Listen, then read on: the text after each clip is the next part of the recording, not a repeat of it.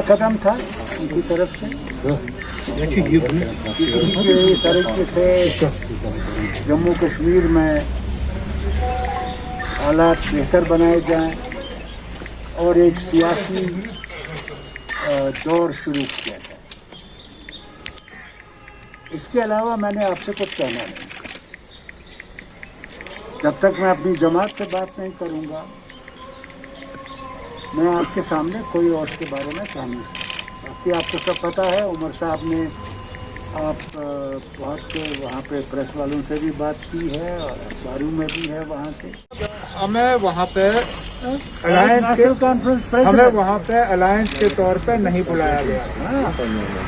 अगर जो गुप्कार अलायंस के मेंबर्स हैं उन्होंने मीटिंग में शिरकत की, लेकिन मीटिंग में शिरकत करके हमने कोई ऐसी बात नहीं की जो गुप्कार अलायंस के एजेंडा के बाहर रही हो। आखिरकार गुप्कार अलायंस ने क्या कहा कि 5 अगस्त 2019 को हम कबूल नहीं करते और इसके लिए जो हमें कॉन्स्टिट्यूशनली, पीसफुली, लीगली, पॉलिटिकली जो हमें करना होगा, इसको अंडू करने के लिए वो हम करेंगे। अब ये बात वहाँ करके या मीटिंग से बाहर आके प्रेस के सामने कह के, तो गुप्कार अलायंस का जो एजेंडा है वो अंडू कहाँ पे होगा? ना वहाँ जाके किसी ने भी वजीर आजम से ये कहा कि ना अब 5 अगस्त, मतलब हम में से जो गुप्कार अलायंस के मेंबर्स हैं वहाँ पे किसी ने तो ये नहीं कहा ना कि बस 5 अगस्त को हम कबूल करते हैं, आगे बढ़िए। हमने कहा ना कि हम वहाँ लोग नाराज़ हैं, इस फैसले से खुश नहीं हैं, वो चाहते हैं कि तब्दीली हो, लेकिन अब हमें लोगों को धोखा भी नहीं देना है। हम अगर लोगों को ये कहें जनाब कि हम 5 अगस्त के फैसले का रिवर्सल जो है मोदी साहब से ही हासिल करेंगे, वो लोगों को धोखा होगा ना। जिन्होंने हमसे लिया, हम क्या लोगों को यही धोखा दें कि उन्हीं से हम वापस हासिल करेंगे? और साफ अल्फाजों में वजीर आजम साहब के सामने न सिर्फ महबूबा मुफ्ती साहिबा ने, फारूक साहब ने भी ये कहा ना, बीजेपी को 70 साल लगे अपना 370 को हटाने का एजेंडा कामयाब कराने में। हमें अगर 70 हफ्ते, 70 महीने या जितना टाइम लगेगा, हम हम अपने मिशन से पीछे नहीं हटेंगे। तो साफ अल्फाजों में जो हमें कहना था कह दिया और वजीर आजम साहब ने सुना। और क्या चाहते हैं आप? In Delhi, you will participate in the process of the delimitation. As far as the delimitation commission is concerned, the party has made it very clear. They have authorized Dr. Saab to take a view as and when necessary. There has been no fresh approach to the National Conference from the Delimitation Commission. As and when the Delimitation Commission makes an approach to the National Conference, Dr. Saab has been authorized by the party to take a view. And what will be that view? Why should we tell you here? We'll tell the Delimitation Commission, no? He has been authorized to take a view. He'll take a view. ये बात मतलब अमित शाह साहब की जो बात आई वो बाकियों के बोलने के बाद आई, लेकिन वजीर आजम साहब की तकरीर से पहले आज़ाद साहब ने हम सब के तरफ से वहाँ बात की और कहा कि ये टाइमलाइन हम नहीं मानते। डिलिमिटेशन इलेक्शन, स्टेटहुड नहीं। डिलिमिटेशन स्टेटहुड, फिर इलेक्शन। अगर इलेक्शन कराना ही है तो पहले स्टेटहुड लौटा दीजिए, उसके बाद फिर इलेक्शन पे हम बात करेंगे। तो ये बात हमारे तरफ से आज़ाद साहब ने वहाँ मीटिंग में रखी है और हम इस बात पे जब हमें मौका मिलेगा हम इस पे जोर जो है देते रहेंगे। Thank you sir. Umar Saab, your party member Hasnain Masoodi Saab has said that even if the 370 is sub judice, that doesn't mean that we will not fight for it outside, even for the Supreme Court politically as well. But you have said that you don't want to go. नहीं, we have not said. आप क्यों?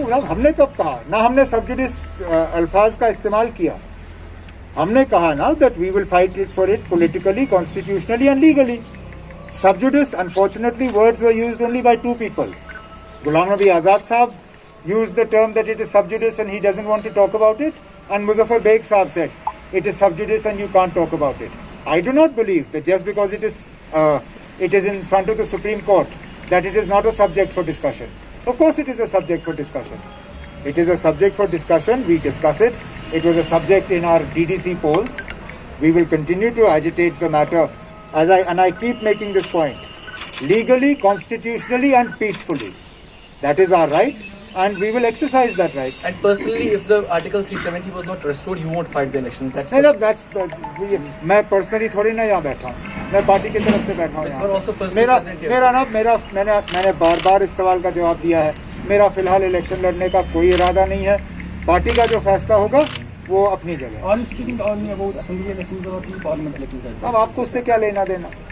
मैंने आपसे कहा ना, फिलहाल मुझे election लड़ने का कोई शौक नहीं है। Sir, one of the members is Mehdi Saab is very angry with the party. Have you consulted him or talked about him, or you want? He is almost. No, I'm not going to discuss individuals here.